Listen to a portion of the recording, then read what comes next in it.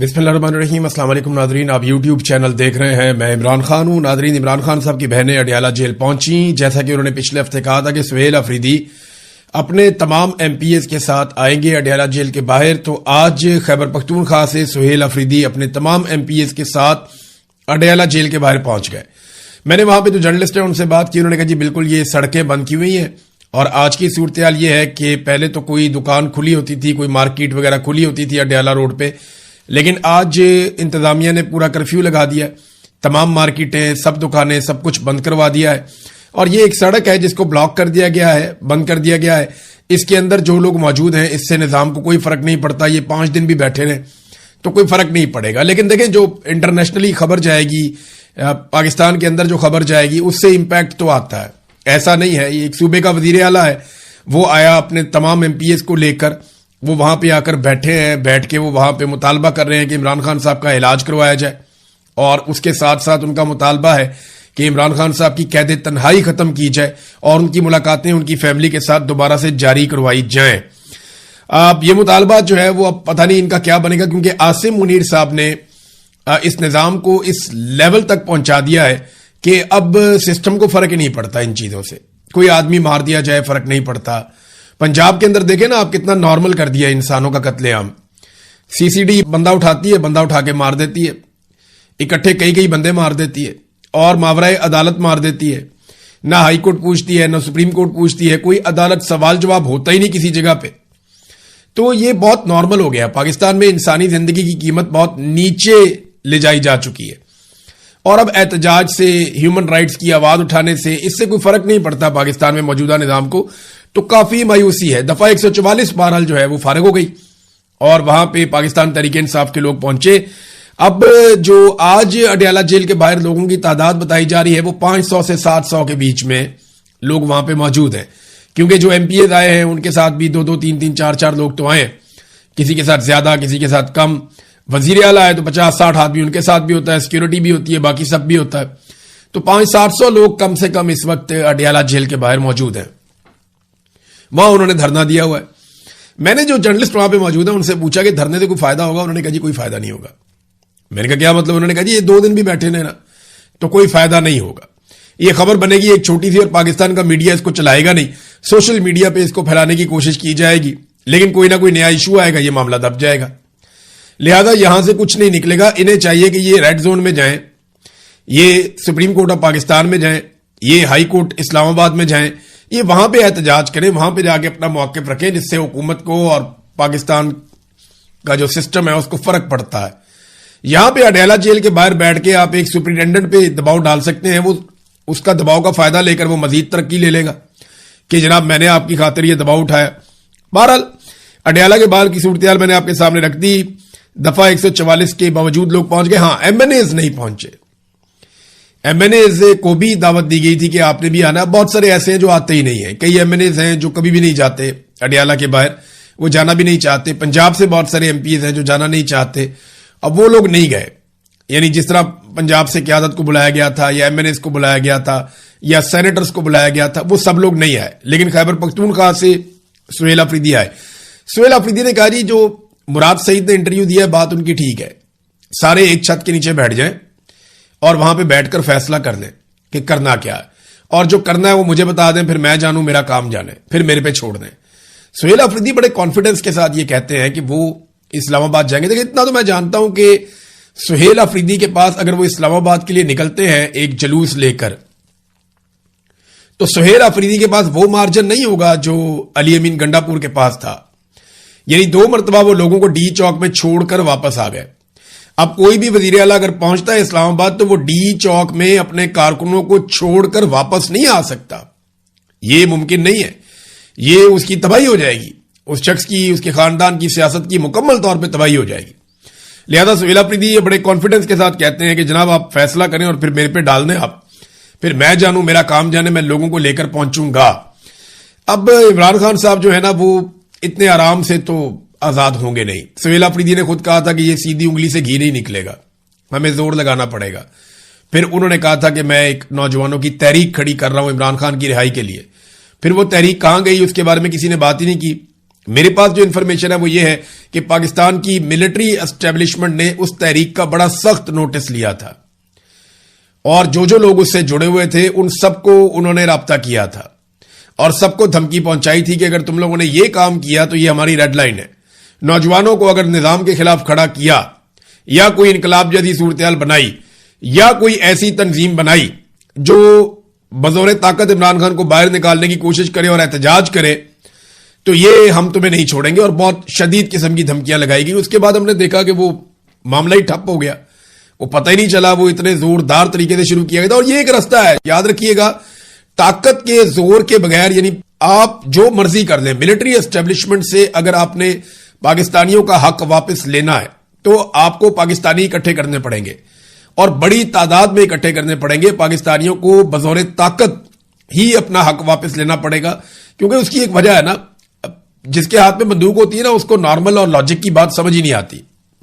اس کو بات سمجھانے کے لیے آپ کو زیادہ بڑی طاقت سامنے کھڑی کرنی پڑتی ہے. آپ دیکھیں نا، عاصم منیر صاحب سے پاکستان میں کوئی بھی سیاستدان بات کرنے لگتا ہے یا کوئی بھی آدمی بات کرنے لگتا ہے تو وہ آدمی کی ٹانگیں کانپ رہی ہوتی ہیں، وہ ڈرے ہوئے ہوتے ہیں کہ یار پتہ نہیں کیا، یہ آرمی چیف ہیں، ان کی مرضی ہے، جیسے مرضی ملک کو چلاتے ہیں، یہ ہمارے خلاف کوئی فیصلہ ہی نہ کر دیں.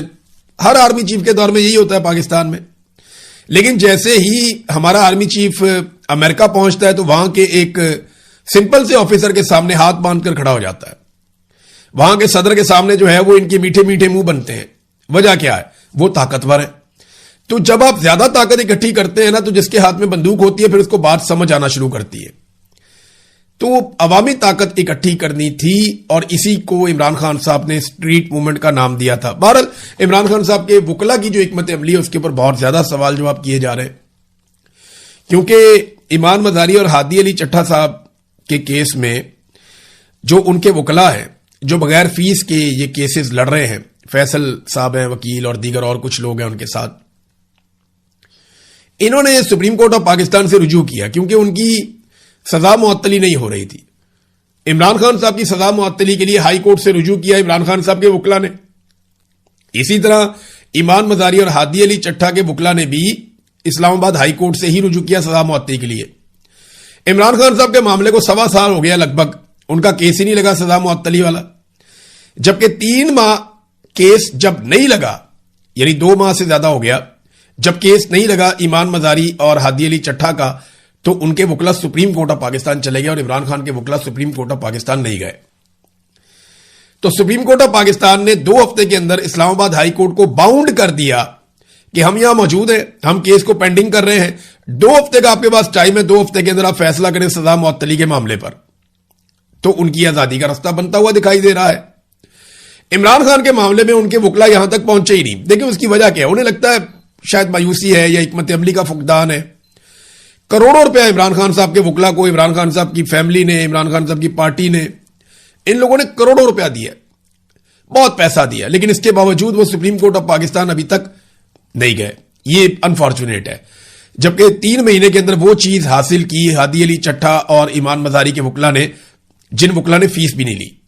تو ایک تو یہ بہت تنقید ہو رہی ہے عمران خان کے وکلا پہ. لیکن میں ایک بات یہاں کہنا چاہتا ہوں، اگر پاکستان کے سارے جج اکٹھے ہو کر بیٹھ کے بھی عمران خان کی رہائی کا فیصلہ دے دینا، ایک بھی جج ایسا نہ ہو جو اس فیصلے کے خلاف اختلافی نوٹ لکھے اور پاکستان کے تمام سینکڑوں جج اکٹھے بیٹھ کر فیصلہ دے دیں عمران خان صاحب کی رہائی کا، تب بھی عمران خان صاحب کی رہائی نہیں ہونی.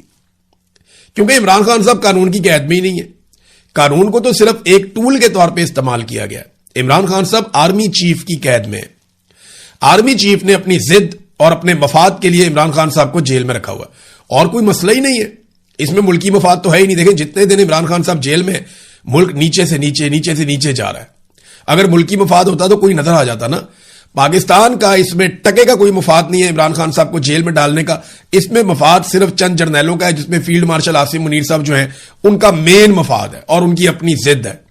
یہ کوئی قانونی معاملہ نہیں ہے. پاکستان کے سارے جج بھی کہہ دینا عمران خان کو چھوڑ دو تو نہیں چھوڑیں گے. لیکن اس کے باوجود پاکستان تحریک انصاف کے وکلا کو تمام آپشنز لینے چاہیے اور لینے چاہیے تھے. اس کی وجہ یہ ہے کہ آپ جب آپشنز استعمال کرتے ہیں تو نظام مزید ننگا ہو جاتا ہے، کلیئرٹی اور زیادہ ہو جاتی ہے، لوگوں کو مزید ان کی تھاٹس کے اندر کلیئرٹی آتی ہے لوگوں کی، لوگ نظام کو زیادہ بہتر انداز میں سمجھ سکتے ہیں، اور لوگوں کے اندر جو ایک انقلابی سوچ ہے وہ پیدا ہوتی ہے کہ یہ سسٹم کس طریقے سے زیادتیاں کر رہا ہے۔ ناظرین، سسٹم تو اور بھی بڑی زیادتیاں کر رہا ہے۔ اب پیٹرول کے اوپر 9 ماہ میں جو حکومت نے لیوی اکٹھی کر لی ہے، یہ خبریں آئی ہیں، یہ لگ بھگ 1200 ارب روپے کی لیوی اکٹھی کر لی انہوں نے، 1200 ارب روپے کی لیوی اکٹھی کر لی 9 مہینوں کے اندر۔ اور بجلی کے اوپر کتنا اضافی ٹیکس وصول کر لیا؟ 1900 ارب روپیہ، 19 خرب ایک اکٹھا کر لیا، 12 خرب ایک اکٹھا کر لیا، تو 3100 ارب روپیہ انہوں نے قوم سے اضافی ٹیکسز لے لیے۔ یہ وہ پیسہ قوم کو دینا ہی نہیں چاہیے تھا، لیکن دینا کیوں پڑ رہا ہے؟ کوئی رستہ نہیں ہے۔ یہ جو حکومت کے وزراء کہہ رہے ہیں نا کہ ہمیں یہ لینا پڑے گا ٹیکس، ہمارے پاس اور کوئی رستہ نہیں ہے، یہ بالکل ٹھیک کہہ رہے ہیں، کیونکہ لوگوں نے ان کی حکومت کو تسلیم نہیں کیا۔ پاکستان میں سیاسی استحکام نہیں ہے، پاکستان میں لوگ سرمایہ کاری کرنا نہیں چاہتے، جس کی وجہ سے کاروباری زندگی بند ہو گیا۔ کاروباری زندگی بند ہونے کی وجہ سے ٹیکسز اکٹھے نہیں ہو رہے۔ حکومت چلانے کے لیے پیسہ چاہیے ہوتا ہے، جب کاروبار چلے گا تو ٹیکس ملے گا، اور ٹیکس ملے گا تو حکومت چلانے کے لیے پیسہ اکٹھا ہوگا۔ تو کیونکہ کاروبار نہیں چل رہا، لوگ سرمایہ کاری نہیں کر رہے، لوگوں کو حکومت پہ بھروسہ نہیں ہے، تو حکومت نے آسان رستہ ڈھونڈا کہ جو چیزیں لوگ استعمال کرتے ہیں ان کے اوپر اتنا ٹیکس لے لو کہ کچھ نہ کچھ کر کے اپنے خسارے کور کرو، اور پھر بھی اگر خسارہ کور نہیں ہوتا تو بھاری بھرکم قسم کے بیرونی قرضے لے لو، اور وہ قرضے پاکستان لگاتار لے رہا ہے۔ کوئی بھی آئے گا اس کو اب یہی کرنا پڑے گا جب تک کہ پاکستان میں سیاسی استحکام نہیں آتا، اور وہ سیاسی استحکام کم سے کم 5 سال تک پاکستان میں نہیں رہتا۔ یہ 5 سے 10 سال لگیں گے کم سے کم اس ساری سچویشن سے پاکستان کو نکالنے میں، جہاں پہ پاکستان کو پھنسا دیا گیا ہے۔ ناظرین، اب آ جائیں ذرا بین الاقوامی خبروں پہ۔ تو ڈونلڈ ٹرمپ نے آج قومی سلامتی میٹنگ طلب کی ہے۔ ابھی امریکہ میں صبح کا وقت شروع ہو گیا ہے جب میں یہ ویڈیو ریکارڈ کر رہا ہوں، تو آنے والے چند گھنٹوں میں صورتحال کلیئر ہو جائے گی۔ ایران کے خلاف جنگ پھر سے شروع کرنے پر غور کیا جا سکتا ہے، اس میٹنگ میں یہ بتایا گیا ہے امریکن میڈیا کی جانب سے۔ امریکی میڈیا کا کہنا ہے کہ میٹنگ میں نائب صدر جے ڈی وینس، خصوصی مندوب سٹیو وٹکوف، وزیر خارجہ مارکو روبیو، وزیر جنگ پیٹ ہیگزت، اور CIA کے سربراہ جان ریڈ کلف، اور chairman joint chief of staff general Dan Caine, یہ دوبارہ سے جو کمانڈر ہیں وہ پہنچ گئے، اور یہ سارے اس میٹنگ میں شرکت کریں گے۔ اور 2 اہلکاروں نے اس حوالے سے ایک دعویٰ کیا ہے اپنی شناخت نہ بتانے پر کہ صدر ٹرمپ کسی قسم کی فوجی ایکشن کی جانب مائل ہو رہے ہیں تاکہ ایران پر دباؤ بڑھایا جائے اور نیوکلیئر پروگرام پر رعایتیں حاصل کی جائیں۔ تو جناب، لڑائی کے آپشنز ہیں، ان کے اوپر اب غور کیا جائے گا۔ دوسری طرف ایران نے ایک بڑا خوفناک سٹیٹمنٹ دیا ہے۔ میرے خیال میں ایران جب یہ کام کرے گا نا تو اس کے بعد ایران کے لیے خطرہ ہمیشہ کے لیے ٹل جائے گا۔ یہ بات شمالی کوریا کو سمجھ آ گئی تھی۔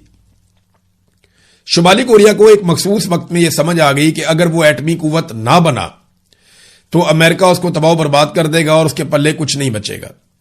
تو انہوں نے ایٹمی تجربات کر لیے، اس کے بعد سے لے کر اب تک وہ بیلسٹک میزائلز بنا رہے ہیں۔ کوئی ان کی طرف آنکھ اٹھا کے بھی نہیں دیکھ سکتا، وہ بڑی مضبوطی کے ساتھ اپنے فیصلے مسلط کرتے ہیں۔ گو کہ شمالی کوریا کے اندر ایک بدترین قسم کی فسطائیت ہے، ظلم ہے، جبر ہے، ڈکٹیٹرشپ ہے، لوگ بہت تنگ ہیں، ان کی زندگی اجیرن ہے، اختلاف رائے کی گنجائش نہیں۔ یہ باتیں شمالی کوریا کے نیگیٹو پوائنٹس ہیں، لیکن ایٹمی قوت بننے کے بعد سے لے کر وہ اب تک کسی بھی بیرونی جارحیت سے محفوظ ہو گئے ہیں۔ یہ بات بھی ایک حقیقت ہے جسے جھٹلایا نہیں جا سکتا۔ تو ایران نے کہا کہ اگر دوبارہ حملہ ہوا تو 90% یورینیم افسودگی شروع ہو سکتی ہے۔ یہ ایک بڑی دھمکی ہے۔ اس کا مطلب سیدھا سیدھا یہ ہے کہ ایران ایٹمی تجربہ کرنے کی طرف بھی جا سکتا ہے اگر دوبارہ ایران کے اوپر حملہ کیا گیا تو۔ ایران نے امریکہ اور اسرائیل کو خبردار کیا کہ اگر اس کی سرزمین پر دوبارہ حملہ کیا گیا تو تہران یورینیم کی افزودگی 90% تک بڑھانے پر غور کر سکتا ہے۔ ایرانی پارلیمانی کمیشن کے ترجمان ابراہیم رضائی نے یہ چیز اناؤنس کی اور اپنے بیان میں کہا کہ امریکہ اور اسرائیل کی جانب سے کسی نئے فوجی کارروائی کی صورت میں ایران کے ممکنہ رد عمل میں 90% تک یورینیم افزودگی بھی شامل ہو سکتی ہے۔ انہوں نے کہا کہ اس معاملے کا پارلیمنٹ میں جائزہ لیا جائے گا اور قومی مفادات کے مطابق فیصلہ کیا جائے گا۔